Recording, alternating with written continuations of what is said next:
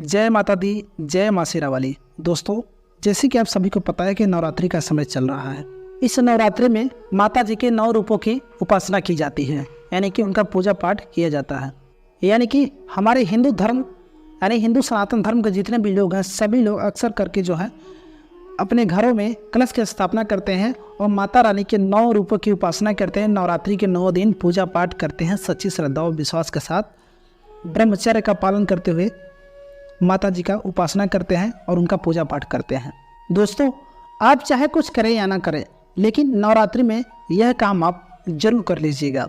अगर आप इस काम को कर लेते हैं, इस बात को एक बात को ध्यान से सुन करके और इस काम को आप कर लेते हैं, तो 100% आपको माता लक्ष्मी आपके घर में वास करेंगी और आपको माता लक्ष्मी का आशीर्वाद प्राप्त जरूर होगा। तो दोस्तों, नवरात्रि में बिना व्रत बिना पूजा के संपूर्ण फल की प्राप्ति आपको हो जाएगी। इस वीडियो को आप अंत तक जरूर देखना। अगर आप व्रत रखने में सक्षम नहीं होते हैं तो कोई बात नहीं, आपको परेशान होने की कोई ज़रूरत नहीं है। आप एकदम बिल्कुल सही वीडियो पर आए हैं। अगर आप व्रत नहीं रख पाते हैं, आप पूजा पाठ करने में सक्षम नहीं रह पाते हैं, आप काम काज में ज़्यादा व्यस्त रहते हैं, तो आपको बगैर पूजा पाठ करके माता रानी की कृपा प्राप्त करने का उपाय हम आज आपको बताएंगे। तो दोस्तों, नवरात्रि में बस आपको यही एक काम कर लेना है। जो लोग पूजा पाठ करते हैं उनसे कहीं बढ़ के आपको पुण्य फल की प्राप्ति होगी। तो दोस्तों, आज का जो हम वीडियो बताएंगे बहुत ही सुंदर प्रसंग है। इस बात को एक बात को ध्यान से सुनिएगा तो आपको बहुत ही फायदा होगा, आपके जीवन में बहुत ही लाभकारी इस उपाय को करने से होगा। दोस्तों, यह ज्ञानवर्धक जानकारी है। इस तरह की जानकारी आप लाखों रुपए खर्च करके भी ऐसी जानकारी नहीं पा सकेंगे। तो दोस्तों, आइए इस वीडियो में जानते हैं कि नवरात्रि में बिना व्रत बिना पूजा बिना कन्या भोजन के ही आपको फल की प्राप्ति होगी।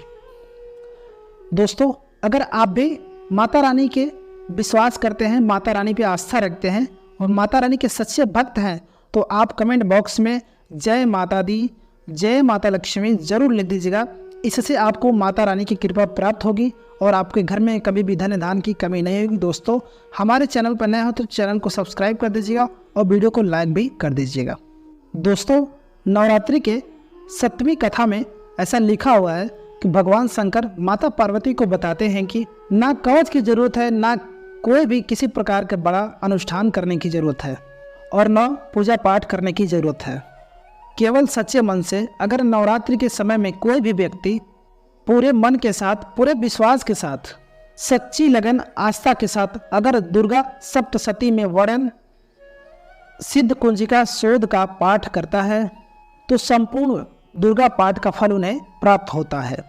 जो भी आप व्रत रखते हैं माता रानी के लिए, आप चाहते हैं माता रानी का आपके ऊपर आशीर्वाद प्राप्त हो, माता रानी की कृपा मिले, आपकी कोई भी अधूरी मनोकामना है, अगर आप चाहते हैं कि वो आपकी अधूरी मनोकामना पूर्ण हो जाए, सरकारी नौकरी हेतु पितृदोष, राहु दोष, मंगल दोष, शनि दोष, कर्ज से परेशान गरीबों का दोष मात्र पल भर में दूर होगा।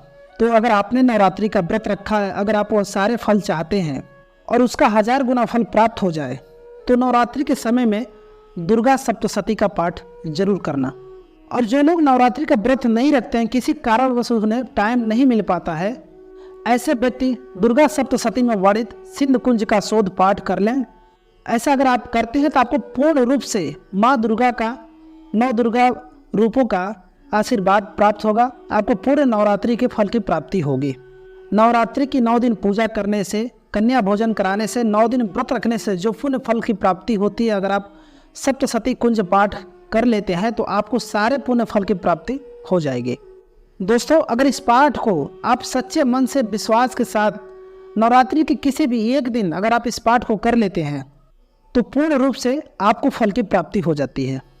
हम आप लोगों को बताना चाहेंगे कि जो लोग समर्थन हैं, ऐसे लोगों को कन्या पूजन भी जरूर करना चाहिए। अब कन्या पूजन से क्या फायदा है, तो माता रानी स्कंद पुराण में भी लिखा है, माता रानी जितना पूजा पाठ से प्रसन्न होती हैं उतना कन्या भोजन कराने से प्रसन्न हो जाती हैं, क्योंकि कन्याओं को देवी का स्वरूप माना जाता है। और जो कन्या होती है नवरात्रि के समय में साक्षात 9 दुर्गा का स्वरूप हो जाती है। दोस्तों, दूसरी जानकारी हम बता रहे हैं, जो दूसरी जानकारी आपको बता रहे हैं, ये जानकारी आपकी ज़िंदगी में बाहर लाएगी, यानी कि आपकी ज़िंदगी की सभी परेशानियों को ख़त्म कर देगी। क्योंकि हम आप लोगों को बहुत सरल विधि बता रहे हैं जिसमें आप सभी दर्शकों का कल्याण छुपा होता है। तो नवरात्रि के दौरान आपको एक पुष्प का पौधा जरूर लगाना है। हम इसके फायदे भी बताएंगे कि कौन कौन से पुष्प लगाने चाहिए। हमारे धर्म शास्त्रों के अनुसार कहा गया है, अगर कोई व्यक्ति मंदिर के किनारे मदार का पौधा लगा देता है, ध्यान से सुनेगा, जो सफ़ेद कलर का मदार का पौधा होता है किसी भी मंदिर के किनारे लगा देते हैं, तो वहाँ पर उपस्थित जो देवी देवता होते हैं, जैसे कि शिव मंदिर है, शिव मंदिर में अगर आप मदार का पौधा लगाते हैं तो इसका एक भी पुष्प कोई भी व्यक्ति अगर मंदिर में चढ़ा दे तो आपको एक स्वर्ण दान के बराबर फल की प्राप्ति होती है। तो मदार का पौधा लगाने से जो इसमें फूल खिलेंगे वो जा करके देवी देवताओं को चढ़ाया जाएगा, तो उसका आपको पुण्य की प्राप्ति होगी। जो व्यक्ति चढ़ा रहा है उसको आधा फल मिलेगा और आधा फल आपको प्राप्त होना शुरू हो जाएगा। तो मदार का पौधा अगर कोई भी व्यक्ति, अगर कोई भी शिव मंदिर है, नवरात्रि के समय माता रानी का मंदिर है, उनके समीप में जा करके लगाता है तो अक्षत पुण्य की प्राप्ति होती है। न इसमें आपको व्रत करना है, न पूजा पाठ करने की जरूरत है।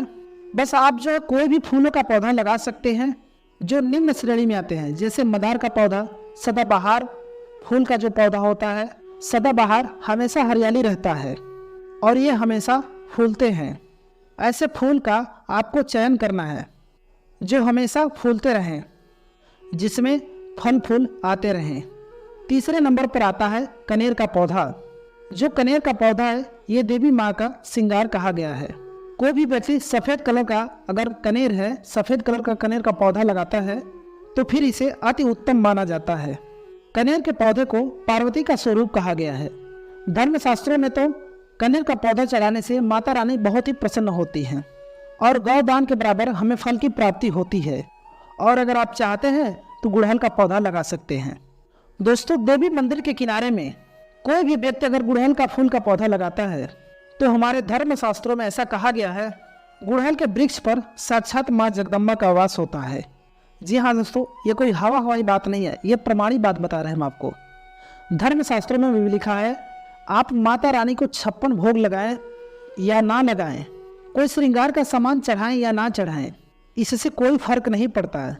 लेकिन अगर कोई भी व्यक्ति नवरात्रि के समय में गुड़हल का पुष्प माता रानी को सच्चे मन से अगर माला बनाकर 21 की संख्या में, 11 की संख्या में चढ़ा दी जाए तो उस व्यक्ति की जो भी मनोकामना होगी उसकी मनोकामना पूर्ण होने से साक्षात ब्रह्मा भी नहीं रोक सकते हैं। गुड़हल का फूल माता रानी को चढ़ाने से नवरात्रि में अगर आप पूजा पाठ करते हैं, कोई बात नहीं, अगर आप व्रत नहीं कर पा रहे हैं, पूजा पाठ में टाइम नहीं दे पा रहे हैं, तो गुड़हल का फूल आप माता रानी को नवरात्रि के किसी भी दिन, एक दिन 21 या 11 का माला बनाकर माता रानी को अर्पित कर दीजिए। इससे आपको संपूर्ण नवरात्रि के व्रत का फल प्राप्ति होगी। जो नवरात्रि में व्रत रखते हैं, पूजा पाठ करते हैं, अगर आप एक दिन 11 या 21 माला बना करके जो है माता रानी को अर्पित कर देते हैं तो आपको संपूर्ण नवरात्रि व्रत के फल की प्राप्ति होती है। आपने नवरात्रि का व्रत रखा हो या ना रखा हो, इससे कोई नहीं फर्क पड़ता है। सिर्फ आपको गुड़हल का फूल माता रानी को चढ़ा देना है। ऐसा कहा कि कोई व्यक्ति अपने जीवन काल में अगर नवरात्रि के समय में गुड़हल का पौधा लगाता है और इस पौधे में फूल आना शुरू हो जाते हैं और ये फूल अगर देवी देवताओं को चढ़ना शुरू हो जाता है तो माता रानी आजीवन आपकी बिल्कुल ही मदद करेंगी, आपके ऊपर अपनी कृपा बरसाएंगी और आपको अपना पूर्ण आशीर्वाद देंगी। और जब तक आप इस संसार में जिएंगे तो कभी भी आप निर्धन नहीं रहेंगे। तो दोस्तों, आइए जानते हैं कि नवरात्रि के वक्त कन्याओं को क्या खिलाना चाहिए, क्या नहीं खिलाना चाहिए और क्या उपहार देना चाहिए और कौन सा उपहार नहीं देना चाहिए। दोस्तों, इस बार के नवरात्रि बहुत ही शुभ और मंगलकारी माना जाता है।